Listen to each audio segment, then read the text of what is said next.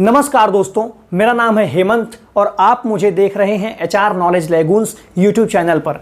आज मैं आपको सोचा था कराने के लिए कि अलाउद्दीन खिलजी से जो कुछ इंपॉर्टेंट क्वेश्चंस पूछते हैं उसको मैं आपके साथ डिस्कस करूं। लेकिन साथ के साथ जब क्वेश्चन के करने की ही बात मैं डिस्कस करने आया तो मेरा ये मन कर दिया कि क्यों ना एक पूरे इतिहास को कैसे क्वेश्चन को कैसे करें और किस तरह से हमारी रणनीति हो तैयारी करने की इतिहास की, उसी पर मैं डिस्कस कर लूँ। तो देखिए, सबसे बड़ी बात मैं जो आज बताने जा रहा हूँ कि इतिहास विषय, अभी मैं इतिहास पढ़ा रहा हूँ तो इतिहास की तैयारी कैसे करें आप, उसको मैं बता दे रहा हूँ आपको। सिंपल बात है। देखिए, अगर इतिहास में आप वनडे एग्जाम की तैयारी कर रहे हैं, क्योंकि हर एग्जाम की तैयारी का सिस्टम अलग अलग होता है। आज मैं वनडे एग्जाम की बात कर ले रहा हूँ, क्योंकि अभी यूपीएससी की बात करूं या बीपीएससी की बात करूं या किसी आयोग के परीक्षा की बात करूं तो थोड़ी वो बड़ी बात हो जाएगी, लंबा खिंच जाएगा। लेकिन अगर आप वनडे एग्जाम की सिर्फ तैयारी करना चाहते हैं और चाहते हैं बहुत इफेक्टिव तैयारी हमारी हो कि किस तरह से हम कम समय में अधिक से अधिक तैयारी कर पाएँ, तो उसके लिए सिंपल तरीका बस इतना है कि अगर आप मेरी वीडियो देख रहे हैं इतिहास में, अगर आप इतिहास में मेरी वीडियो देख रहे हैं, अभी तो फिलहाल सिलेबस पूरा कंप्लीट हुआ नहीं है, लेकिन अगर आप इसी से देखना शुरू किए हैं या कोई भी लेक्चर फॉलो कर रहे हैं तो आप बस उसके साथ एक काम जरूर करिए, क्योंकि सिर्फ और सिर्फ मेरी वीडियो देखेंगे, आप सिर्फ मेरी वीडियो देखेंगे तो कतई पूरी तैयारी वो नहीं हो सकती, पूरी तैयारी उसमें हो ही नहीं सकती। या किसी की भी वीडियो आप देख लीजिए, किसी टीचर के पास पढ़ लीजिए, सिर्फ वीडियो देख करके तैयारी नहीं होगी। क्योंकि एग्जाम में जाकर के आपको कहानी नहीं सुनाना होता है, कोई वीडियो का लेक्चर नहीं सुनाना होता है। एग्जाम में जाकर के आपको एक काम करना होता है, क्या कि फैक्ट के साथ बहुत मजबूती से डील करना पड़ता है। और फैक्ट के साथ मजबूती से डील करने के लिए आपको क्या होना चाहिए, फैक्ट सारे के सारे क्लियर होने चाहिए और क्लियर के साथ साथ वो याद होने चाहिए। और अगर वो क्वेश्चन के फॉर्म में आते हैं तो उसको कैसे किस तरह से उसके साथ डील करना है ये आपको पता होना चाहिए। तो ये तब पता होगा ना जब आप क्या करेंगे, ज़्यादा से ज़्यादा क्वेश्चन करेंगे, तभी तो आपको आपके एग्जाम का पैटर्न पता चलेगा, आपके एग्जाम के क्वेश्चन का स्तर पता चलेगा। तो सबसे बड़ी बात कि मैं जो आपको बताने आया हूँ कि किस तरह से तैयारी करना है आपको। तो देखिए, सबसे पहली बात कि आप अगर वीडियो लेक्चर के सहारे पढ़ रहे हैं तो वीडियो को देखिए। सबसे पहला काम कि वीडियो को देखिए और वीडियो को देख करके समझ लीजिए पूरी चीज़ को, ठीक, पूरी चीज़ को समझ लीजिए। दूसरे नंबर पे आप कोई एक बुक पढ़ लीजिए जो आपको अच्छी लगती हो, आपके एग्जाम के स्तर की हो, क्योंकि हर एग्जाम के लिए एक ही बुक नहीं होती है, हर एग्जाम के लिए अलग अलग बुक होती है। मैं वनडे एग्जाम की बात करूं तो आप अगर लूसेंट से काम चलाना चाहते हैं, क्योंकि लूसेंट सबके पास है और लूसेंट के साथ आप जाना चाहते हैं तो बिल्कुल आसानी से जा सकते हैं, कोई समस्या नहीं है।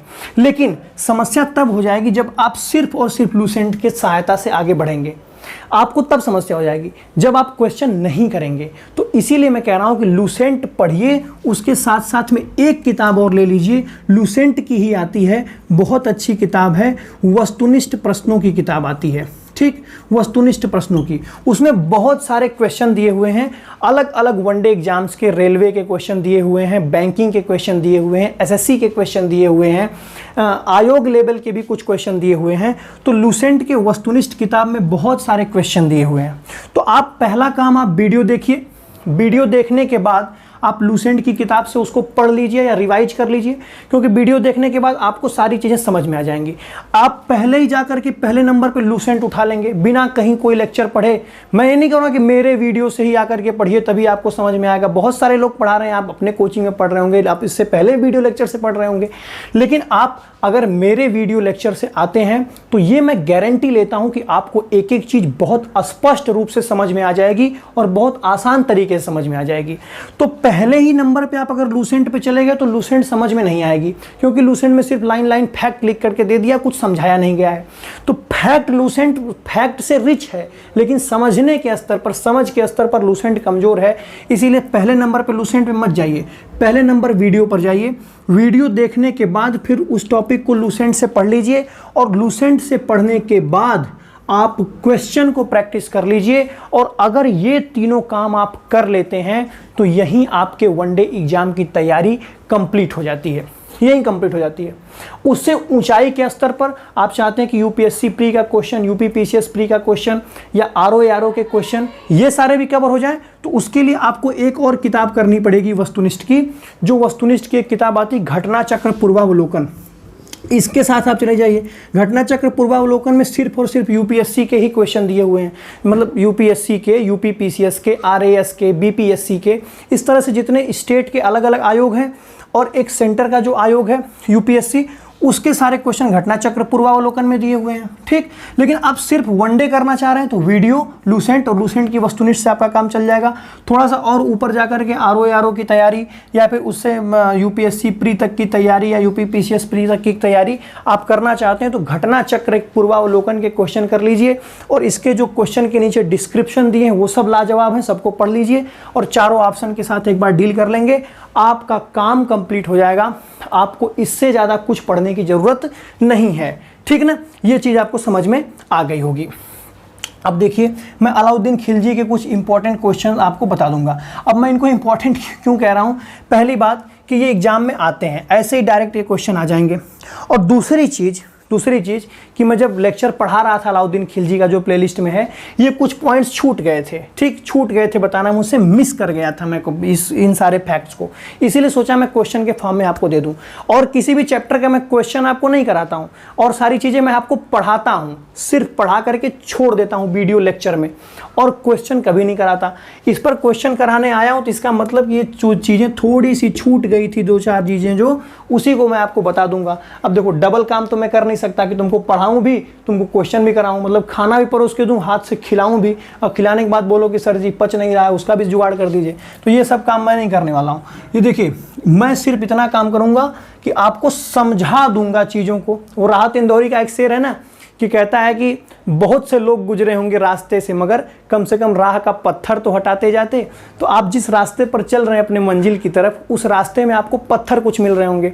उन पत्थर कैसे, कि आपके रास्ते में रुकावट आ रही होगी, जब आपको चीज़ें समझ में नहीं आती, कॉन्सेप्ट समझ में नहीं आता है, क्वेश्चन समझ में नहीं आता है, तो वो आपके मार्ग में एक पत्थर का काम करते हैं, रुकावट का काम करते हैं। तो मेरा काम बस इतना है कि मैं उसी रुकावट को दूर कर दूं, ताकि आपको एक क्लियर स्पष्ट रास्ता दिखाई देने लगे। लेकिन चलना रास्ते पर आपको है। आप चाहें कि आपकी जगह मैं रास्ते पर चलूं या आपका कोई टीचर उस रास्ते पर चलेगा, तो ये कतई नहीं हो सकता। चलना आपको है। ठीक, मैं रास्ता दिखा सकता हूं, और रास्ता यही है कि पहला काम कॉन्सेप्ट को समझिए, समझने के बाद आप एक किताब से उसको रिवाइज कर लीजिए, और उसके बाद लूसेंट से या घटना चक्र से या इन दोनों से ही क्वेश्चन को प्रैक्टिस कर लीजिए। और प्रैक्टिस करने के बाद इन चीज़ों में जो आपको 2-4 नए फैक्ट मिल जाएं, वही अपने इस नोट्स में, जो वीडियो बनाते समय, जो वीडियो देखते समय आपने नोट्स बनाया, उसी में उसको ऐड कर लीजिए। तो इससे आपका एक बेहतरीन नोट्स भी बन जाएगा और साथ के साथ तैयारी एकदम कंप्लीट हो जाएगी। इसके बाहर एग्जाम में नहीं आएगा। ठीक ना। अब देखिए, मैं अलाउद्दीन खिलजी के कुछ इंपॉर्टेंट क्वेश्चन डिस्कस कर लेता हूँ। पहला, जमैयत खाना मस्जिद, अलाई दरवाज़ा, सीरी का किला और हजार खंबा महल, इन चारों चीज़ों का निर्माण किसने करवाया था? अलाउद्दीन खिलजी ने करवाया था। मैं चाहता तो अलग अलग क्वेश्चन ये चारों बना देता, लेकिन क्या फ़ायदा, वीडियो बिना मतलब लंबी खींचेगी। तो जमैयत खाना मस्जिद, अलाई दरवाज़ा, सीरी का किला, हजार खंबा महल, इन सब का निर्माण किसने कराया था? अलाउद्दीन खिलजी ने। ये अलग अलग क्वेश्चन के फॉर्म में आपसे पूछ सकता है, कभी 2 पूछ सकता है, कभी 3 पूछ लेगा, कभी 1 ही पूछेगा। ठीक, एक क्वेश्चन बनता है कि इस्लामी वास्तुकला का रत्न किसको कहा जाता है? तो इस्लामी वास्तुकला का रत्न कहा जाता है अलाई दरवाज़ा को। जो अलाई दरवाज़ा किसने बनाया था? अलाउद्दीन खिलजी ने बनाया था। ठीक, एक था कि परवाना नवीस। परवाना नवीस एक अधिकारी का नाम है। परवाना नवीस मतलब एक पद का नाम है, अधिकारी का नाम तो अलग अलग होता होगा, लेकिन पद का नाम है। तो परवाना नवीस नाम का अधिकारी क्या करता था? वस्तुओं की परमिट जारी करता था। ठीक, तो आपसे क्वेश्चन पूछे वस्तुओं की परमिट मतलब कौन सी वस्तु बाजार में आएगी, कौन सी नहीं आएगी, कौन सी कब आएगी, ये परमिट जारी करने का काम कौन करता था? तो परवाना नवीस करता था ये परमिट जारी करने का काम। बाकी 2 अधिकारी अलाउद्दीन खिलजी से हैं, एक का नाम है मुहतसिब और एक का नाम है नाजिर। इन दोनों का क्या काम क्या होता है, जरा देखिए ध्यान से कि मुहतसिब और नाजिर। मुहतसिब का काम होता है सेंसरशिप का। सेंसर होता है ना, सेंसर, तो सेंसरशिप का काम, जैसे बॉलीवुड में भी सेंसर होता है, कौन सा सीन काट देना है, कौन सा सीन लगा देना है, तो ये सारे सेंसरशिप का काम कौन करता था? ये मुहतसिब नाम का अधिकारी करता था। और नाजिर नाम का अधिकारी क्या करता था? नाप तौल संबंधी गड़बड़ी को देखता था। नाप तौल में जो व्यापारी लोग गड़बड़ी करते थे कि कभी नीचे से चुंबक सटा करके कम तौल देना या इस तरह के काम, जो टेनी वेनी मारना नहीं होता है। टेनी मारना समझते हैं आप लोग? टेनी मारना मतलब कि दिखाए कि 1 किलो तौल रहा हो लेकिन तौल दे 3 पौआ या फिर आधा किलो तौल दे, मतलब बहुत कम तौल करके आपको दे दे, जिससे आपको आपके साथ ठगी कर रहा है। तो इस नाप तौल की गड़बड़ी को ठीक करने का काम अलाउद्दीन खिलजी ने किसको दिया था? नाजिर नाम के अधिकारी को दिया था। और बिल्कुल स्पष्ट नीति ये थी कि अगर कोई व्यापारी जितना सामान कम तौल दे उतना ही मांस उस व्यापारी के शरीर से काट लिया जाए।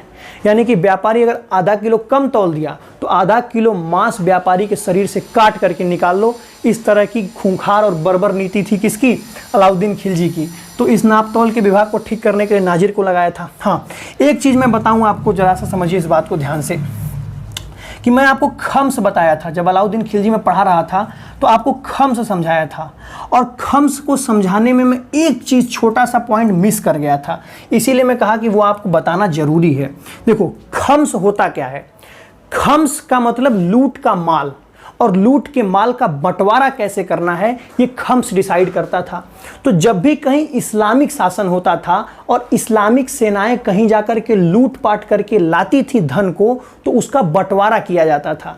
किसके किसके बीच? सैनिकों के बीच में और राजा के बीच में, यानी कि राज्य के बीच में और सैनिकों के बीच में उस धन का बंटवारा होता था। तो उसी को हम खम्स कहते हैं। खम्स होता क्या था? जो खम्स इस्लामिक शासन में होता था उसमें 1/5 भाग मिलता था राज्य को, यानी कि राजा को, और 4/5 भाग मिलता था सैनिकों को। ठीक ना, इस बात को समझ गए आप? यानी कि 4/5 भाग, यानी 100 रुपया अगर लूटा गया है तो 100 में से 20 रुपया मिलता था राजा को, और 80 रुपया किसको मिलता था? 80% किसको मिलता था? सैनिकों में बंटता था। लेकिन अलाउद्दीन खिलजी जब आया तो इसी क्रम को उलट दिया अलाउद्दीन खिलजी ने। कैसे उलट दिया? अलाउद्दीन खिलजी बोला कि खम्स जो मिलता है ना, 1/5 भाग जो राज्य को मिलता है, अब 1/5 नहीं मिलेगा, अब 4/5 भाग सैनिकों को मिलेगा। यानी कि जो 4/5 पहले सैनिकों को मिलता था, अब वह 4/5 भाग किसको मिलेगा? राज्य को मिलेगा। और सैनिकों को कितना मिलेगा? 1/5 भाग मिलेगा। ठीक, तो कोई पूछे इस्लामिक शासन में खम्स क्या होता है, तो इस्लाम के हिसाब से तो बंटना चाहिए, तो 1/5 भाग मिलना चाहिए राज्य को और 4/5 सैनिकों को। लेकिन जब अलाउद्दीन खिलजी आया तो ये कहा नहीं नहीं भैया, इस्लाम के हिसाब से काम इधर नहीं चलेगा, इधर तो अगर इस्लाम के हिसाब से काम चलेगा तो हमको पैसा कहाँ से मिलेगा? तो अलाउद्दीन खिलजी बोला कि अब से 80 रुपया यानी 80% हिस्सा राज्य का होगा, बाकी 20% सिर्फ सैनिकों में बटेगा। तो ये जो खम्स का क्रम था इसको उलट दिया था अलाउद्दीन खिलजी ने, और यही चीज़ मैं बताना मिस कर गया था। खम्स तो समझा दिया था लेकिन खम्स के आगे की बात आपसे बताना मैंने भूल गया। मैं पढ़ाते समय यार भूल जाता है, तो कभी कभी ना, क्योंकि पढ़ाते समय कई चीज़ें दिमाग में चल रही होती हैं तो कभी कभी वो चीज़ें मिस हो ही जाती हैं। ठीक ना, क्योंकि अभी साथ में अपनी भी पढ़ाई करनी है, साथ में पढ़ाना भी है, कई तरह की बातें दिमाग में रहती हैं, तो कुछ ना कुछ कभी कभार हल्का फुल्का मिस हो जाता है। ठीक, तो आप इसको अच्छे से नोट कर लेंगे। खम्स के क्रम को बदल दिया किसने? अलाउद्दीन खिलजी ने। और अलाउद्दीन खिलजी के जो आर्थिक नीतियां हैं इसकी जानकारी कहाँ से मिलती है? तो इसकी जानकारी मिलती एक किताब से जिसको कहते हैं तारीख़े फिरोज शाही। और इस तारीख़े फिरोज शाही को लिखा किसने था? जियाउद्दीन बर्नी ने लिखा था। ठीक ना, तो ये सारे क्वेश्चन मैंने आपको बताया। और ऐसा नहीं कि अलाउद्दीन खिलजी सिर्फ यही इंपॉर्टेंट है, बहुत सारी चीज़ें, बाजार नियंत्रण प्रणाली वणाली सब मैं आपको प्लेलिस्ट में मिल जाएगा, समझाया हूँ अच्छे तरीके से। यहाँ बताने का सिर्फ मेरा इतना मकसद था कि आप क्वेश्चन को प्रैक्टिस ज़रूर करिए, ताकि आपका मिसकॉन्सेप्शन जो बना रहेगा या जो क्वेश्चन की प्रैक्टिस है वो होती रहे। उसके लिए आप सिर्फ और सिर्फ इन 2 किताबों का सहारा लीजिए। अगर आपको थोड़े कम लेवल के एग्जाम देने हैं, सिर्फ वनडे से काम चला लेना है, तो आप एकदम आराम से लूसेंट के वस्तुनिष्ठ से और लूसेंट की किताब से चले जाइए, आपका पूरा हो जाएगा। उससे ज़्यादा आप न पढ़ पाएंगे न इससे ज़्यादा एग्जाम में पूछेगा। अगर बहुत ज़्यादा किताबें भी अपने पास रख लेंगे तो उसको पढ़ना नामुमकिन हो जाएगा, पढ़ नहीं पाएंगे। बहुत से लोग रखे होंगे पास में, पढ़ नहीं पाते होंगे। तो इसलिए उतना ही मटेरियल इकट्ठा करिए जितना आप पढ़ पाएँ, इफेक्टिवली पढ़ पाएँ और पढ़ने के बाद याद रख पाएँ। तो ये देखिए, वीडियो देखिए, इसके बाद लूसेंट की किताब को एक बार रिवाइज हल्का मार लीजिए, देखिए समझ में आ जाएगी। उसके बाद लूसेंट के प्रश्नों को हल कर लीजिए। उसके बाद आपकी तैयारी एकदम कंप्लीट हो जाएगी किसकी, वनडे एग्जाम की। ठीक, और इसको आप अगर घटना चक्र को कर लेते हैं तब तो आपकी समझ लीजिए, क्योंकि वीडियो देखने के बाद आपको सब समझ में आएगा। मैं कोई लेवल छोड़ नहीं रहा हूं, मैं एकदम बेसिक से एकदम अपर लेवल तक समझा रहा हूं। और यहां तक कि न सिर्फ प्री में बल्कि मेंस के लिए भी आपकी इस वीडियो से समझ बन जाएगी। अगर किताबों को पढ़ेंगे तो सारी किताबें समझ में आएंगी। बस आपका क्या है कि कौन सी किताब मेरी वीडियो देखने के बाद आप पढ़ते हैं, उससे डिसाइड आप कर सकते हैं कि कौन से एग्जाम की तैयारी आप कर सकते हैं। मेरी वीडियो देखने के बाद आप इतने काबिल हो जाएंगे कि सारी किताबें समझ में आएंगी, आप किसी भी एग्जाम की तैयारी कर सकते हैं, कोई टेंशन वाली बात नहीं होगी। बस आप उसके बाद जो किताब पढ़ेंगे उसी तरह का एग्जाम आप दे पाएंगे। तो वनडे की तैयारी करनी है तो ये लूसेंट और लूसेंट का वस्तुनिष्ठ कर लीजिए, जो फैक्ट नए हों अपने नोट्स में ऐड कर लीजिए, एग्जाम आराम से रिवाइज करके एग्जाम देने जाइए। कोई टेंशन वाली बात हो तो मुझे फ़ोन करके बताइए। जय हिंद, जय भारत।